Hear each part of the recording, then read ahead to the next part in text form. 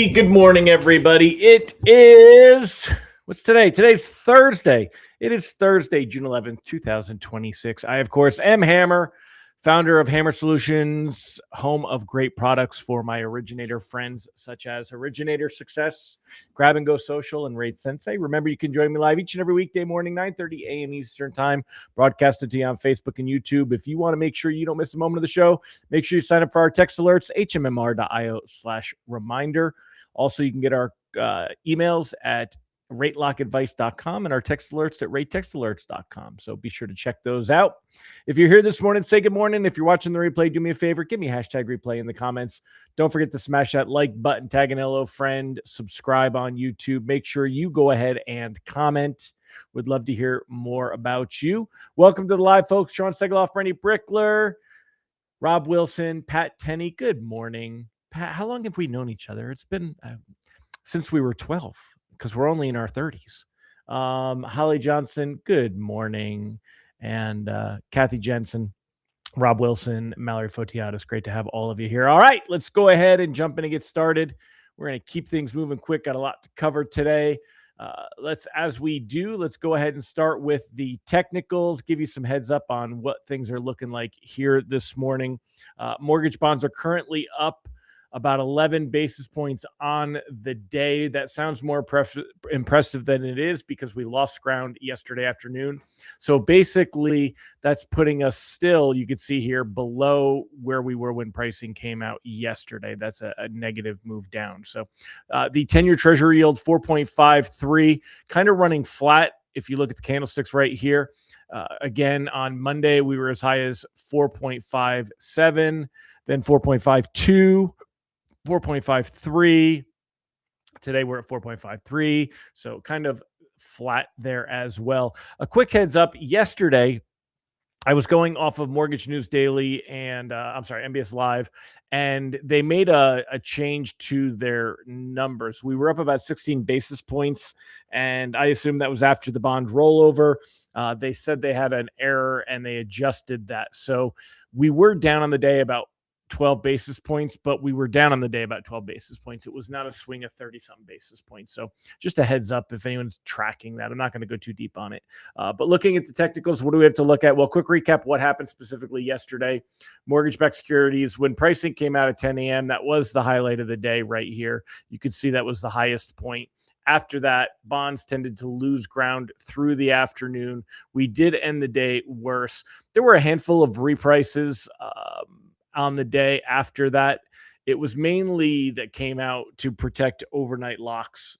The real, wasn't a big difference, but mainly because of all the concerns of what's going on with military action in the Middle East. And we'll talk more about that in a minute.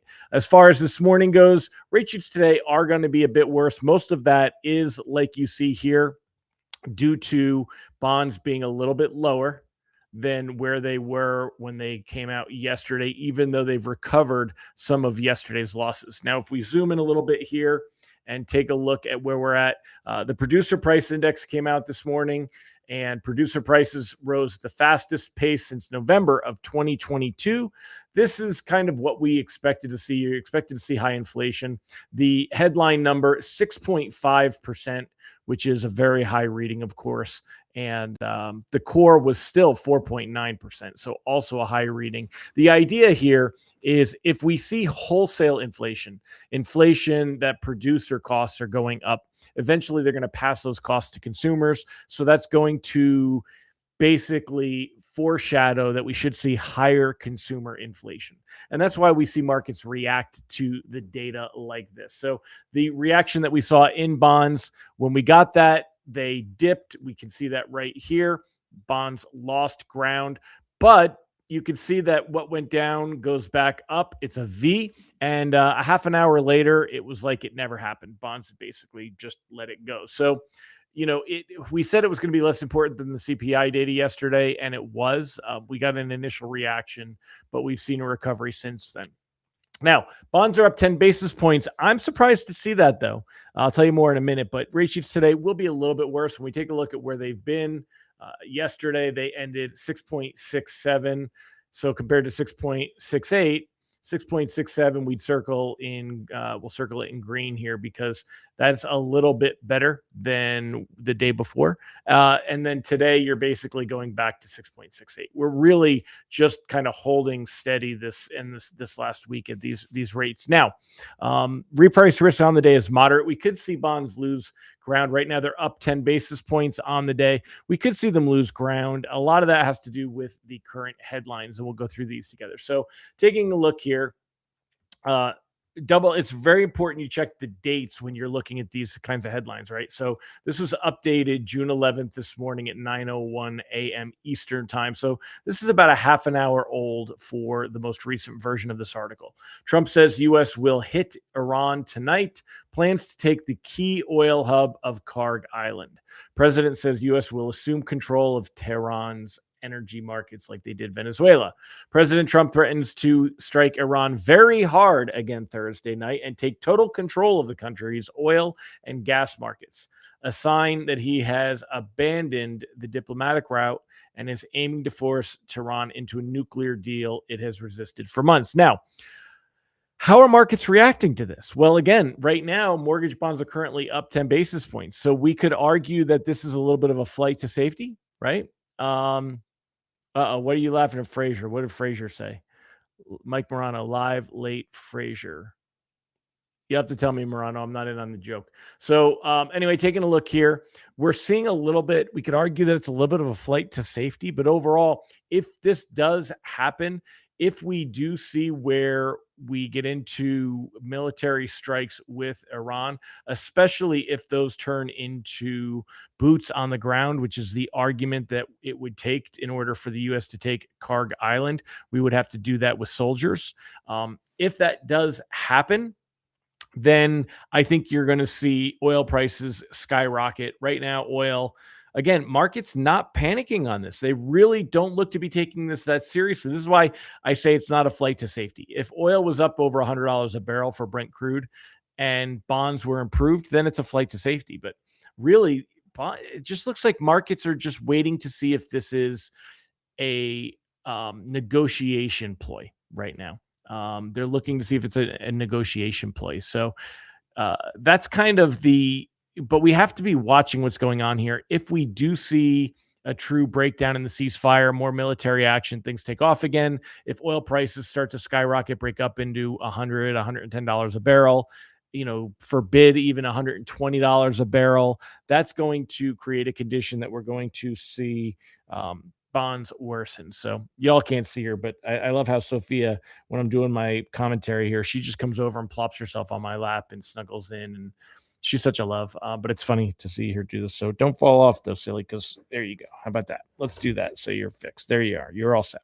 So anyway, this is something that definitely we need to be keeping an eye on and see what's going on. Let's see what this breaking news story is here.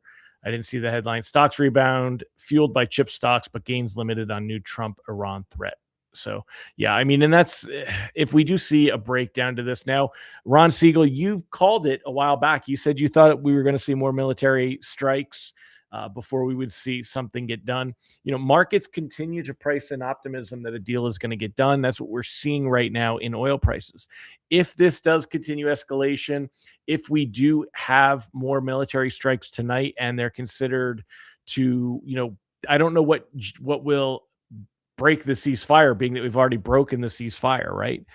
So that's there. Ron says, I submit the markets are trading the new war actions. Let's see what you have to say here. Hold on. Why? The markets hate uncertainty. These actions are taking away that uncertainty. Markets are resilient as long as they can predict the future. Yeah, well, and we know that they overreact too. So it's very interesting to see where this is going to go from here. Again, this puts us in a position where you want to be locking loans for protection. Just because, like Ron just pointed out, markets don't like uncertainty. Neither do I. Anything that's closing in the next 30 days, I'd be locking because we don't know what, this is starting to ratchet up. We were floating with the idea that maybe we get the Strait of Hormuz open and things get better. Instead, we've got pissed off India because we have India says U.S. strike on tanker in Iran blockade killed 3 nationals. Now, again, it's never a good thing for anybody to lose their life, and they're especially if they're just doing their job. Um, but I'm sure that if the U.S. fired upon a ship trying to break the blockade, I'm sure they were warned, and they were probably warned many times and probably decided that they were going to just do what they wanted anyway. So, 3 Indian sailors were killed in a U.S. operation to enforce its blockade of Iran, an Indian official said Thursday. The first reported deaths from the American effort to starve its foe of petrodollars and force it to make a deal. I'm sure India is getting desperate. They probably don't have much oil left, and they have to worry about India, not the US. So they were probably like, listen, we can't deal with this. We can't be a part of your, trying to starve Iran. So, they're going to get oil any way they can. And that's probably what it is here. So we conveyed that the welfare of our seafaring community is very important. The attacks that are happening must stop. Randhir Jaswal, spokesman for the Indian Foreign Ministry, said on Thursday, the U.S. military fired on the Palau. How do you say that? I'm not very versed on that one. Flagged Setabelo Wednesday after the oil tanker failed to comply with American instructions, according to U.S. Central Command, which oversees American forces in the Middle East. So, anyway, this is all this stuff ratcheting up. Points to more uncertainty, more concern. Rising oil prices again, as we see markets have just kind of come to terms with where things are at right now, but there is a breakdown in oil and how much is there and where it's going to go. So but again, so Trump threatens to seize Iran's oil export terminal, Karg Island. Iran threatens that it's going to go ahead and retaliate by going after Elon Musk's companies. Targets include a regional Starlink ground station. I could tell them that Trump's not going to care. I don't know that even Elon will care. It's kind of funny, but hopefully whatever gets done with minimal loss of life and gets done soon. So at the end of the day, I just want to see rates come down a little bit. And some important things to note. Business as usual, though. People are buying houses. People are still refinancing. Rates are higher, but they're not outrageously high. People have gotten used to rates in the sixes. We've been here for a year now. And, so even though they're at the higher time of the sixes, it's not like people are expecting rates to drop down into the fours. So, we really have spent a lot of time in this area. Go out and get business. Don't get hung up on it. So. Once again, for Mike Baker, what do you call a ceasefire when no one ceases firing? Exactly. It's like saying that you're going to make a gluten-free bread and then adding flour. It just makes no sense. More war actions. WTI is down 34 cents per barrel today. Yeah. So I'm curious to see where all this goes and what effect it does have. But in light of uncertainty, that puts me in more of a locking stance rather than trying to bet that this is going to work out in our favor. Okay, say hi to everybody because you're being a pain in the neck today. You are being a bit of a pain in the ass. So say hi. And as I'm covered in hair from you guys. So anyway, we will see. Make sure you join me tomorrow. We'll see where things go over the next day or two. But again, I don't think we're going to see a huge jump in rates at the moment, but it's hard to anticipate that we're going to see improvement. And even over the next couple of weeks, so many things that could go wrong that could hurt rates. And so it just makes sense to lock and protect in this uncertain time. If you don't have a clear path to improvement, floating is a lot more risky. Trouble, you want to say good night, goodbye to everybody? So Ms. Sophia. So, all right, my friends, anyone have any questions? I'll stick around for a minute or two just to let the delay catch up. There's usually about a 30-second delay between what you see and when you respond and I get to read it. So I'll give you guys a moment. Otherwise, it's kind of the same old thing. Ron Siegel says today is National Corn on the Cob Day. I will say that I think we have way too many corn products, including ethanol in our gas, but corn on the cob can be really good if it's good corn. Also, National German Chocolate Cake Day. Now that I could get behind. Get me some. I love chocolate cake, like a nice, deep, rich chocolate cake. I don't need a lot of it, just a good chocolate cake. Got a soccer fan here. Tim Klyla says, World Cup, baby, go USA. I can definitely get behind patriotism, even though I'm not a World Cup fan. So let's go USA. Rob Wilson pointed out ECB raising rates. Yeah, I put that in the the morning stuff, but they are the first of the central banks since the Iran conflict to kind of get in front of it and raise rates. But that has no effect on anything that we're seeing, on our side of the pond here. But it is worth mentioning. You're right, that they did raise rates today. They're trying to get ahead of inflation, and they have a lot more. I mean, we have inflation, but they have a lot more at risk than we do, even because they have no. They're not making any of it. At least we can make a lot of our own oil and things. So, all right, y'all. Well, again, thanks. I will see you tomorrow. Make sure you have a fantastic day. Take care, everybody. Bye bye.